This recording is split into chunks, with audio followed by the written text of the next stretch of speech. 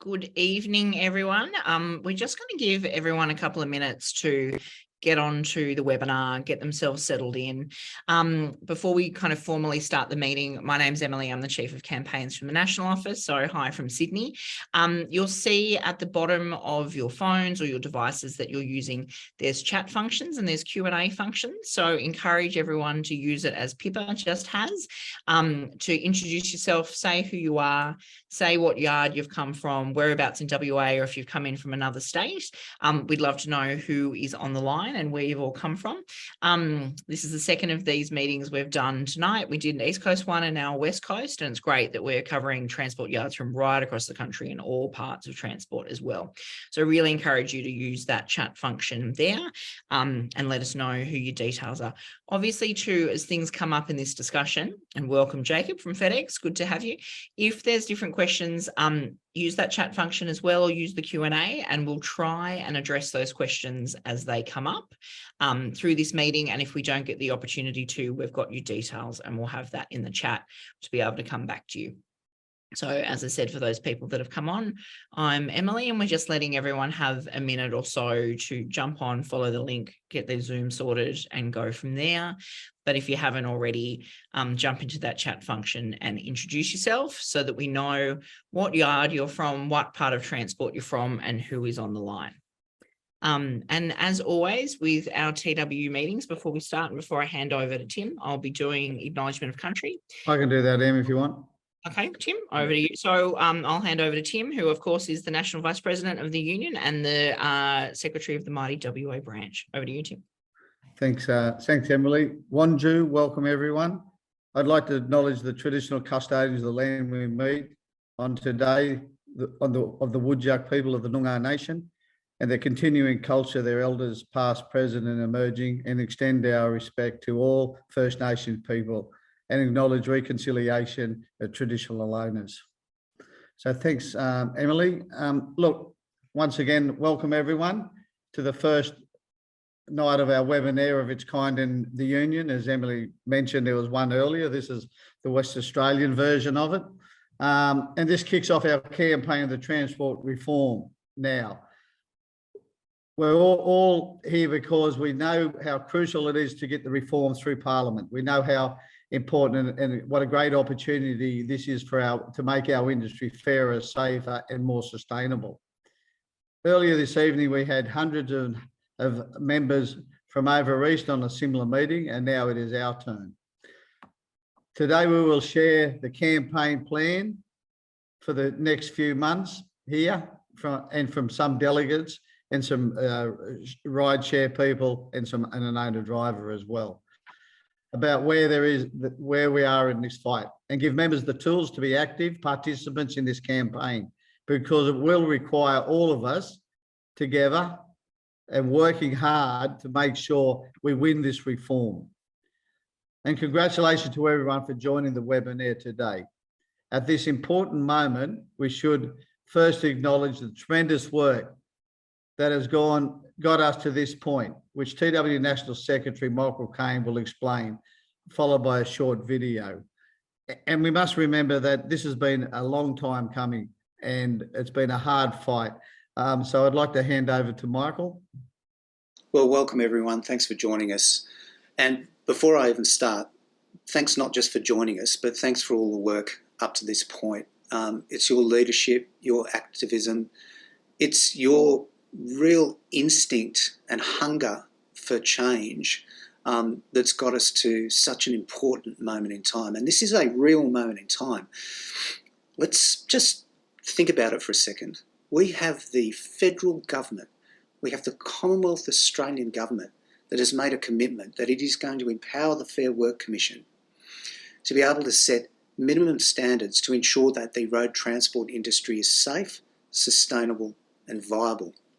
That is really massive, because in order to ensure that it's safe, sustainable and viable, the Fair Work Commission is going to have to put significant work into stabilising this industry, including making sure that those that reap the economic benefit in this industry, those major clients, the major retailers, the miners, those behemoths that are grabbing the money from our companies and from us, it's going to have to make sure that they're held to account. And that is critical. And that is what you have been fighting for. We have been fighting for, not just in the last little while, but literally for decades now.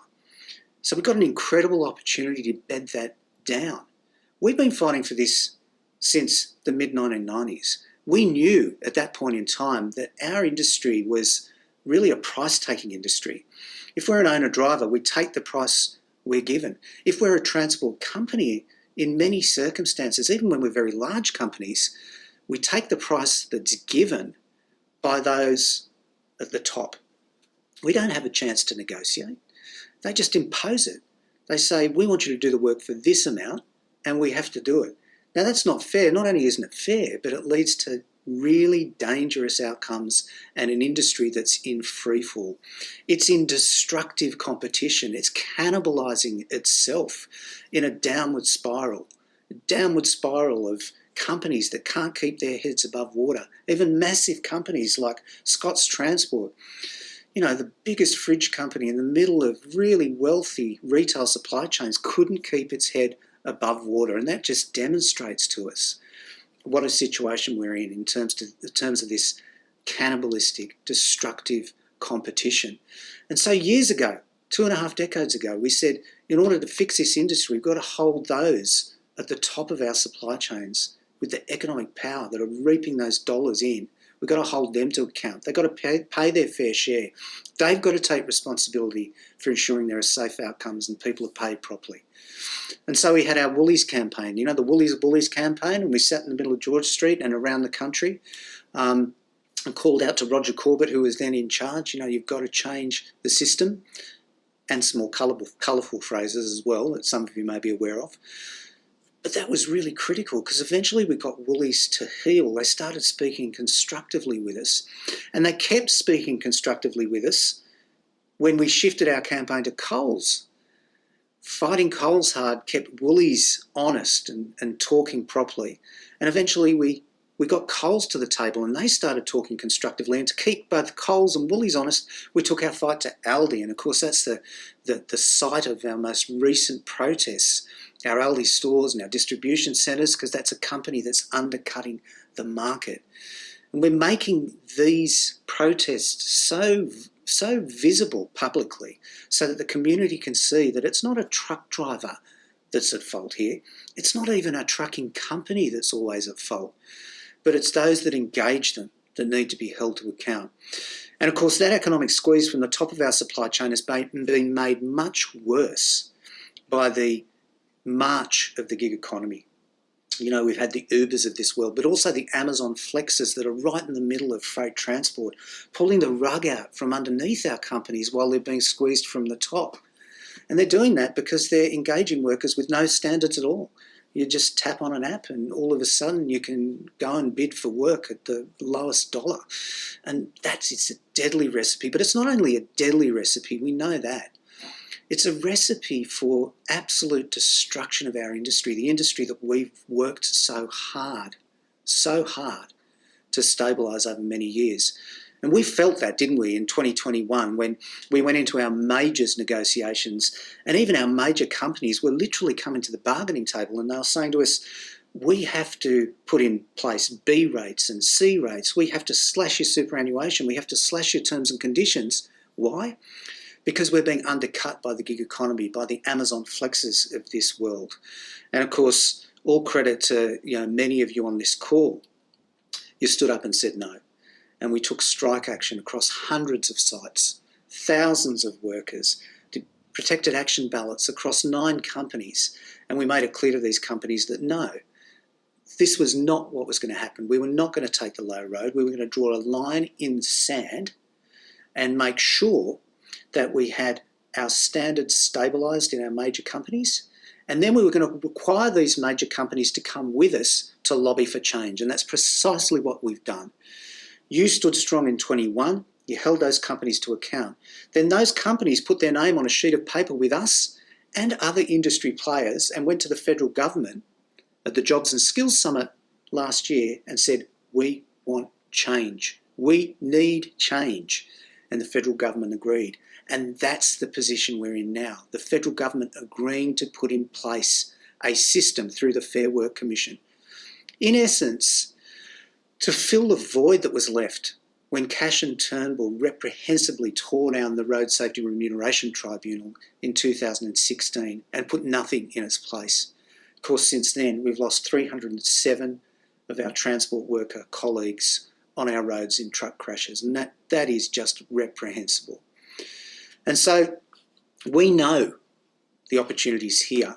We know it's here because you, fought for it to be here. It's because of you that this government has made this commitment. And this government will table legislation in the coming weeks, coming months. When it's tabled, we've got to get the Parliament to pass it. We've got to get it through the House of Representatives, of course, but we've got to get it through a Senate. And we know that in the Senate, we will need crossbench support.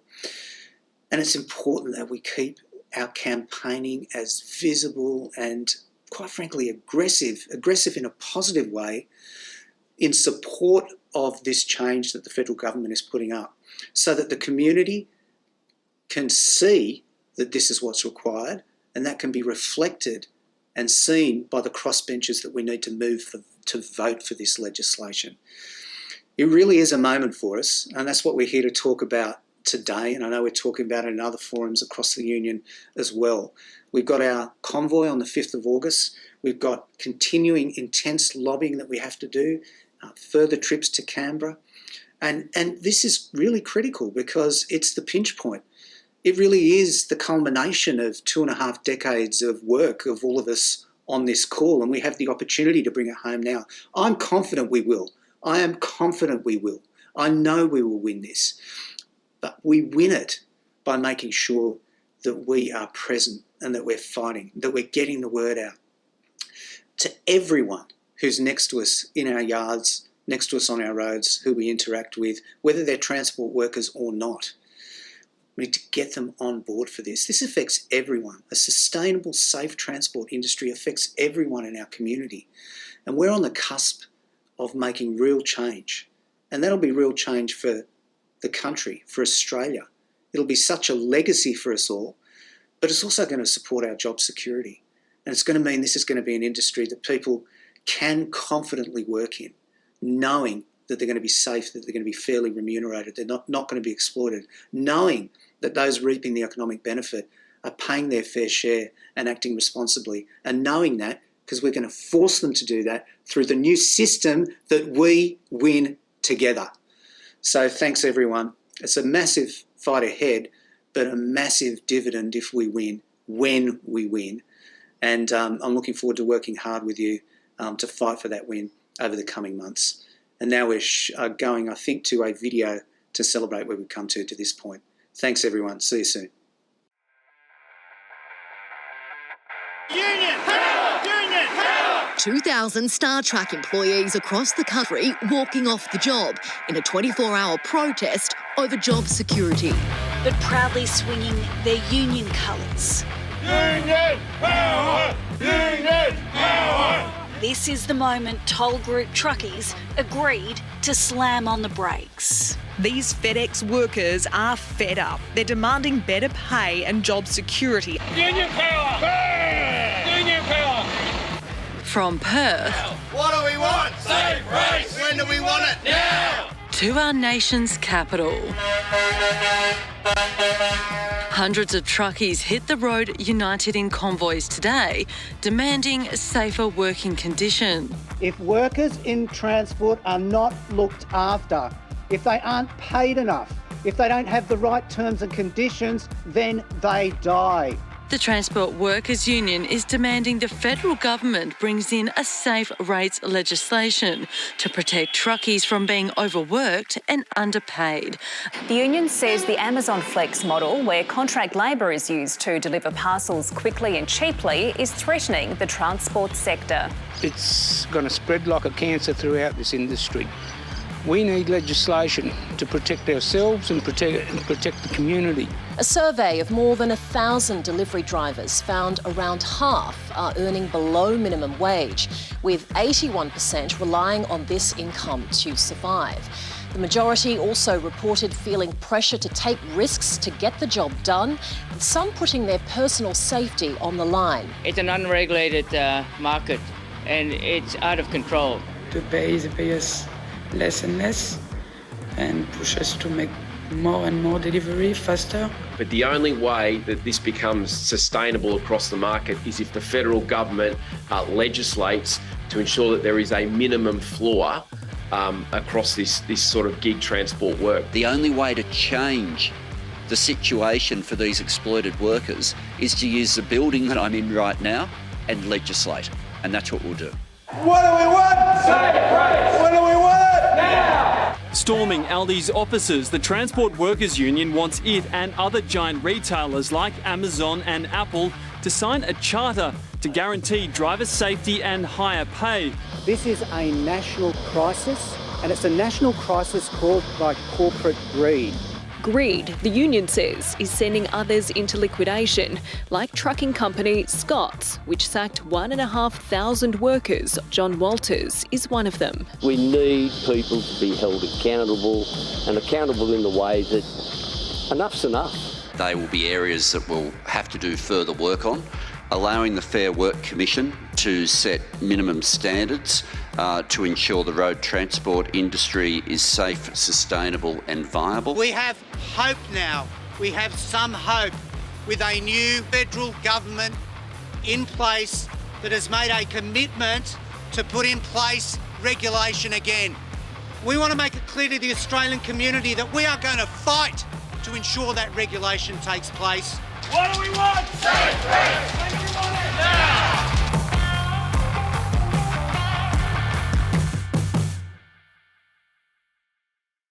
Thanks, Michael, for that. And I mean, that short video shows just a small part of the enormous campaign which Michael said has been in the making for decades. Now we have reached this critical point, and I'll hand over to Shane O'Brien to take us through what the months ahead will look like. Thanks, Shane. Thanks, Tim. Welcome, everybody. Today marks the starting point of a few months of really important core campaigning to win our reforms. As Michael said, we've been working on this for so many years now, and the next few months is going to be absolutely critical. We have a big task ahead to keep the debate on our side, but there's a specific process that's followed for legislation to be passed into law, and that gives us 4 phases of campaigning from today. So phase 1, this is the part we're in now. The federal government has committed to introduce the reform, and they've been consulting with industry on the proposal. Consultation to date has been thorough, and many of you will remember, and some would have even taken part in the Senator Sterle inquiry into road transport, which took a few years to complete. Now there's further consultation happening, and so this phase is really important for us to be really active, be really vocal, and to show the federal government that what they're proposing is right, and it has the support of our industry and of us as the workers that keep that industry going. The pivotal point in this phase will be our upcoming convoy on August the 5th, and we're going to talk more about that shortly. Phase 2 is when the legislation will be tabled in Parliament. We don't know when, but the federal government has said it will be in the second half of 2023. So it's likely to be in the next couple of months. This is when, obviously, our opponents, the opposition, will start to really rear its head. And so that's why it's really important that we stay as strong and united as possible. Transport reform will be one element of a broader package of industrial relations reforms, which will include same job, same pay. Phase 3 is after the legislation is tabled. It'll go to a Senate committee for further consultation, and that's where the debate will really hot up, because opposition, or the opposition, will try to convince crossbenchers that they shouldn't vote for it. That'll be the likes of the ATA and the groups that represent the big wealthy clients who don't like the idea of being held to account for squeezing the supply chain and for squeezing the transport companies that are in it. So again, we have to show the broad support for this across the industry by all showing up together, whether that's a convoy or any other actions that we need to take. And then phase 4 is the final phase, and that's the vote in Parliament, the moment that we really hope we win this reform. So what that all means is that we have a number of months ahead of us where we need to be active. We need to remain active, and we need to stand strong together. We need to present a united front, not just as workers, but with the operators and industry groups, even the gig companies who have chosen to stand with us. And many of those have done that because of the work that you've all done today. We'll now hear from a few workers about why they've pledged to support this fight. And we'll start with our Star Track delegate here in Perth, Rod Coleman. Over to you, Rod. G'day. Thanks, Shane. G'day, everyone. Yeah, no, my name's Rod Coleman. I've worked at Star Track for nearly 20 years now. I've been a delegate there for more than 10, and we've seen a lot of change happening in that time. And we fought hard together to lift pay and conditions at all the major companies. But we can only do so much in negotiations when the industry's been dragged down by the gig economy and by the pressure that kind of model puts on us.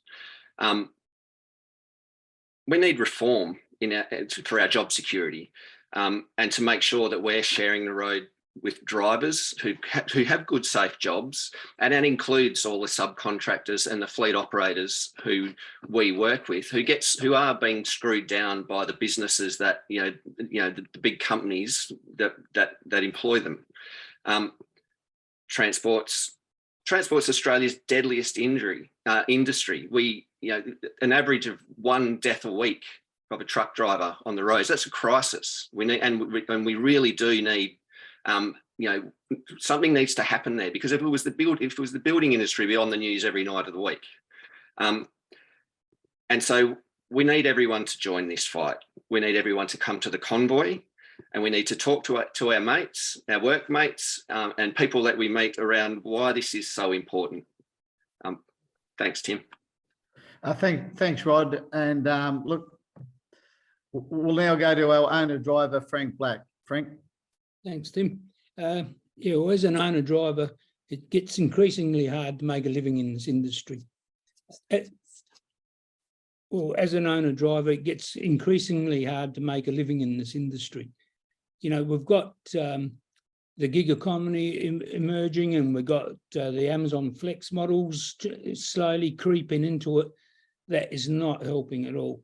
As we heard earlier, we're on the cusp now of groundbreaking legislation that is really, really important to our industry to keep ourselves safe and keep us viable. We need to be talking to all our mates, whether they're in courier drivers or whether they're in delivery drivers or Uber drivers. We need to all be working together and band together and get this legislation put in. It's for the best for everybody concerned and the community as well. Thanks, Frank. Look, I'll hand over to Julie, who's a gig worker, has been a gig worker for a number of years, and can tell her story about what it's like being a gig worker. Thanks, Julie. Can you hear me? Yep. Okay. I've been doing Uber for a couple of years now, and listening and watching and participating when they've been putting out their surveys, because I think we are at risk of, we have no job security whatsoever. We don't have any formal engagement where we can say, yes, we'll go out today and we'll return with so much money in our pocket. We can't guarantee that we'll go out today and we'll come back alive and not assaulted. We can't guarantee that if we take damage to our vehicle, there's no insurances whatsoever provided by whoever we're working for at the time. It's all out of your own pocket. So at the moment, the industry is showing, well, I'm talking where I am locally, there is less people using the services because of the cost of living pressures.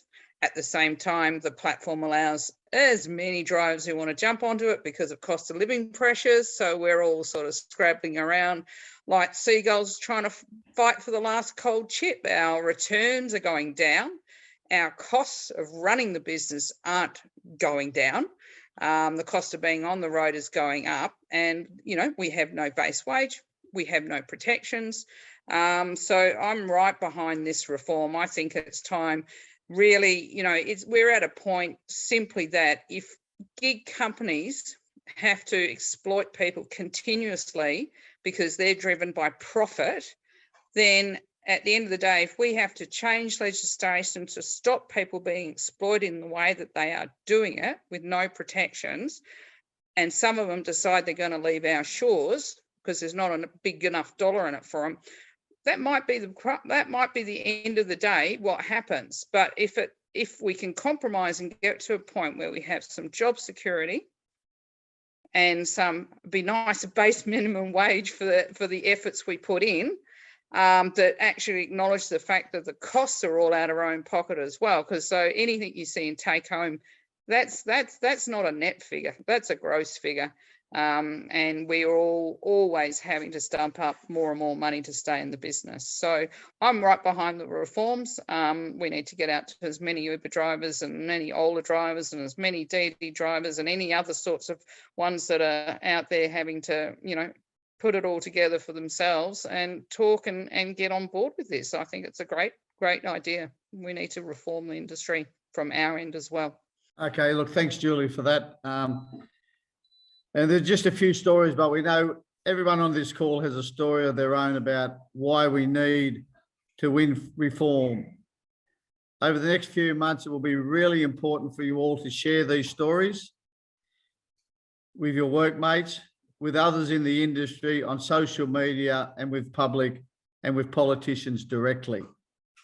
And before I hand over to Emily, I'd like to mention and thank the people from the transport and logistics industry, bus drivers, gig workers who have joined us tonight, and any other of our numerous sectors in the transport industry that we continue to fight for. And it's not just in transport, it's aviation, waste, cash and transit, all these industries that the Transport Workers Union have been fighting for and will continue to fight for, to make sure that we get this transport reform up, because it will cover a number of our industries, and we need to lift them up. And to take us through what the campaign will look like and how you can get involved, I'll introduce you Chief of Campaign, Emily McMillan. Thank you, Tim, and thanks everyone for having me on your call tonight. It's fantastic to be speaking to everyone over here in WA. As Michael spoke about when he earlier in tonight's meeting, we have a real moment in time that we want to capitalise on at the moment. Everyone's done the work over the years. We've spoken about that, the lobbying, the meeting, the National Days of Action, the Reform Now meetings that you've been doing, the media events, all of it is come to this point now where we are so close to getting Parliament over the line. So what we do over the next couple of weeks and next couple of months is going to be crucial to make that happen. We've got the commitments we want, we've got the goodwill, but you've just heard from what Rod's spoken about, Julie's spoken about, and Frank's spoken about as to why it's so important now.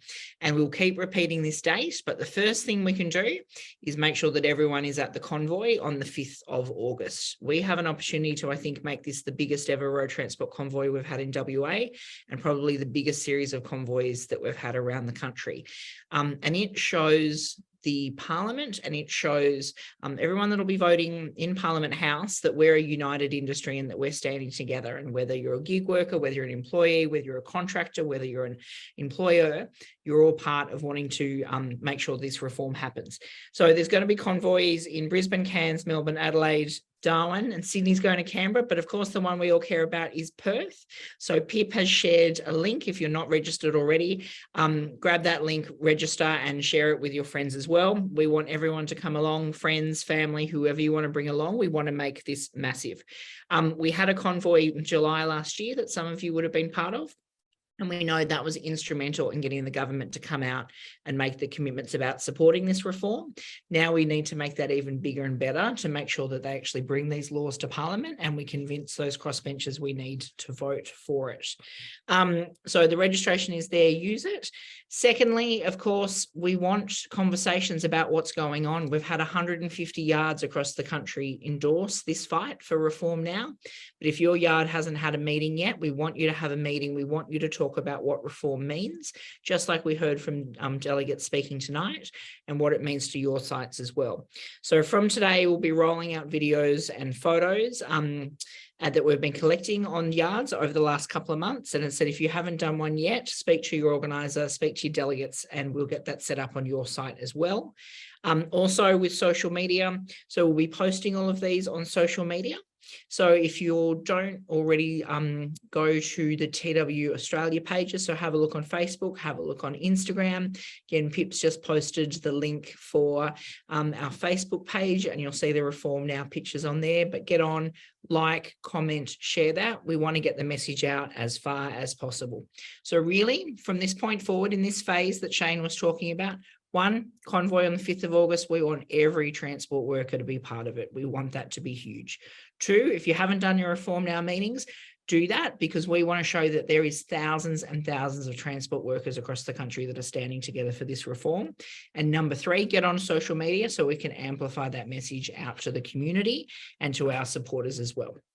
So on that, I'm going to hand over to our Assistant National Secretary, Nick McIntosh, who's going to have some final comments. Yeah, thanks, Emily, and good evening, everyone. And great to be with you tonight. Just very briefly, in wrapping this up before I hand back to Tim, I think it is worth reflecting on some of the things Michael said earlier. Firstly, that it has been a very, very long journey to get ourselves here. Michael talked about really this starting in the mid-90s and then going into the early 2000s with Woolies are Bullies, and everything that's happened since then, of course, including WA's own Senator and proud TW member Glenn Sterle's really historic and groundbreaking inquiry he held over the last term of Parliament, which really spanned the better part of 3 years, went either physically or virtually, depending on COVID restrictions, to every part of the country to hear from organisations big and small in transport, from clients, from owner drivers, from employees, from gig workers, from farmers, from whoever was impacted by transport, about what needed to happen in this industry. And of course, what we're talking about tonight is based on the first three of Senator Sterle's majority committee report that said this is what we need to do to create a safe, viable and sustainable transport industry.